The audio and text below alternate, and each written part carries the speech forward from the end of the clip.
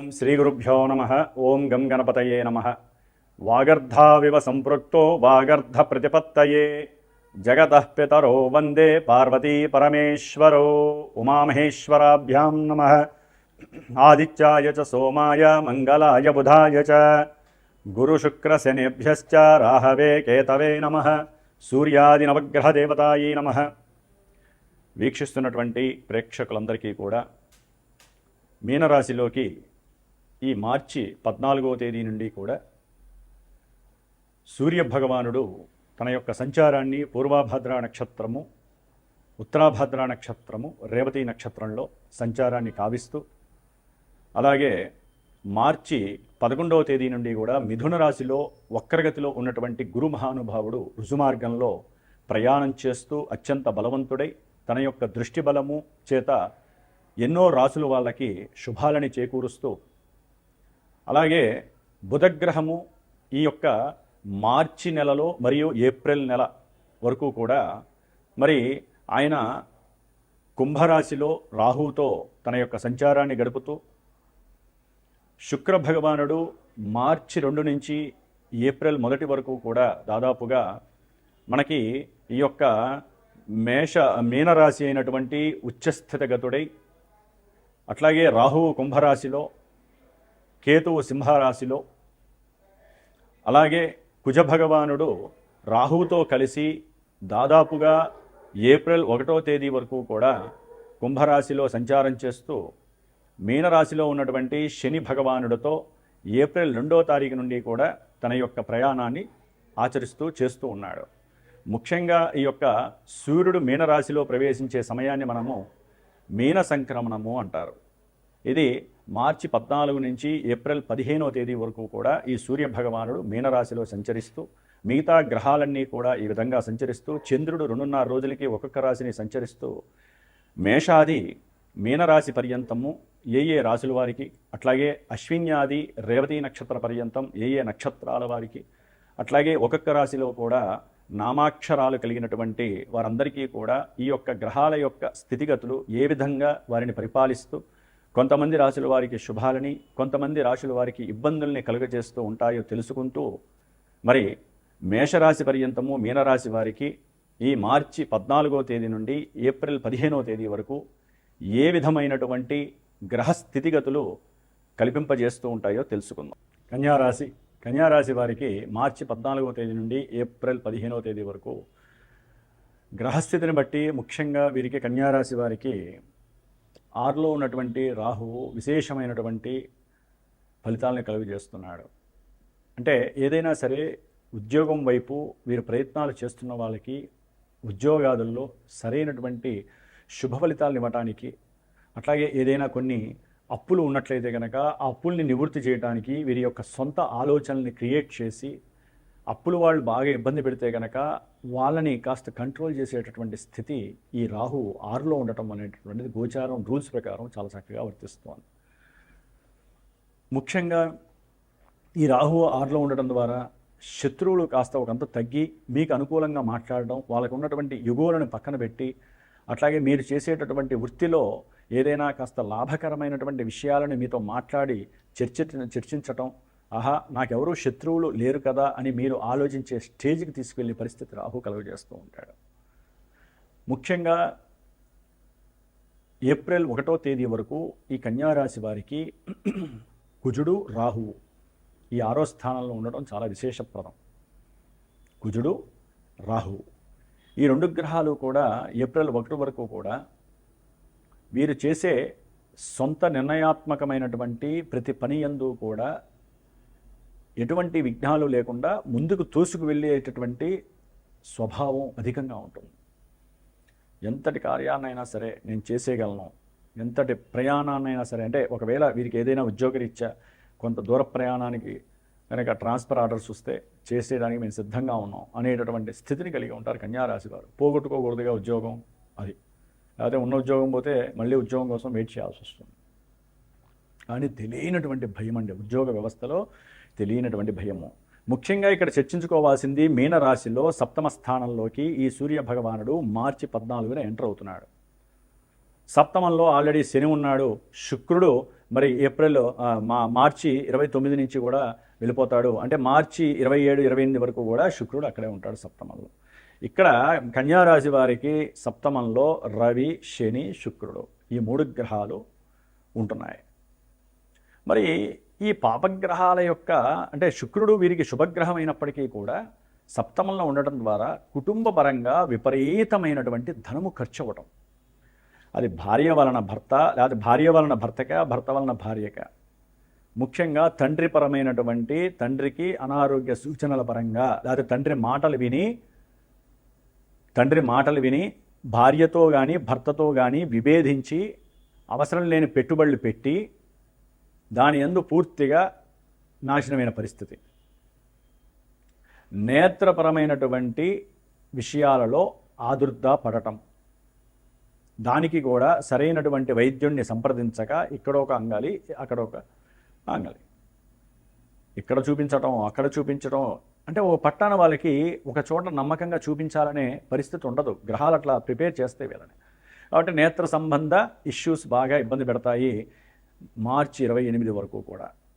దాని పరంగా విపరీతమైన ఖర్చు, భార్యాభర్తల మధ్య అవసరం లేనటువంటి కుటుంబ సమస్యల రగడ, అది జగడంగా మారటం, కోర్టు కేసుల దాకా వెళ్ళటం, ధనమంతా కూడా నష్టపోవటం. వ్యాపార భాగస్వామ్య పరంగా ఒక మాట మీదకి రాకపోవటము, అనుకున్న నిర్ణయాలని ఒకరికొకరు చెప్పుకోకపోవటము, భాగస్వామ్యంలో చీలికర రావటము, వ్యాపారం పెట్టాలి అనుకున్న వాళ్ళకి అడుగడుగునా కూడా ఆపదలు, ఆలస్యాలు, ఆటంకాలు, అవతల వ్యక్తులు ఎవరో ఇస్తారంటే అవి రాకపోవటము, గవర్నమెంట్ బ్యాంకుల ద్వారా ఏదైనా డబ్బులు వస్తాయేమో ఆల్రెడీ మాట్లాడి ఉంచాం కదా అవన్నీ వస్తాయి అనుకుంటారు, అవి ఏమీ జరగనటువంటి పరిస్థితి.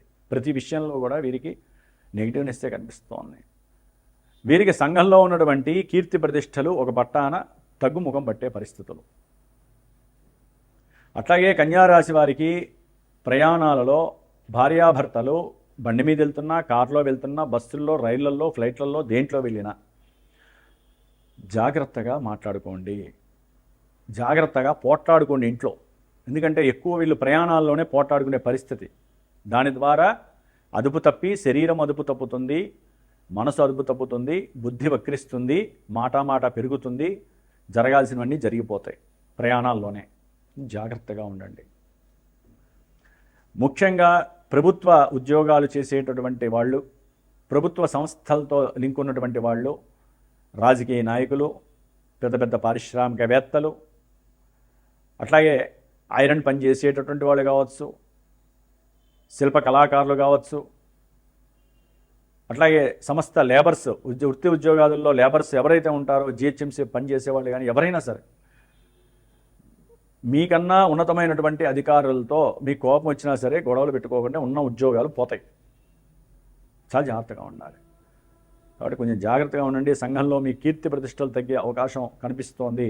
అట్లాగే చదువుకునేటటువంటి విద్యార్థులకి విద్య యందు ఆసక్తి అంతగా ఉండకపోవచ్చు.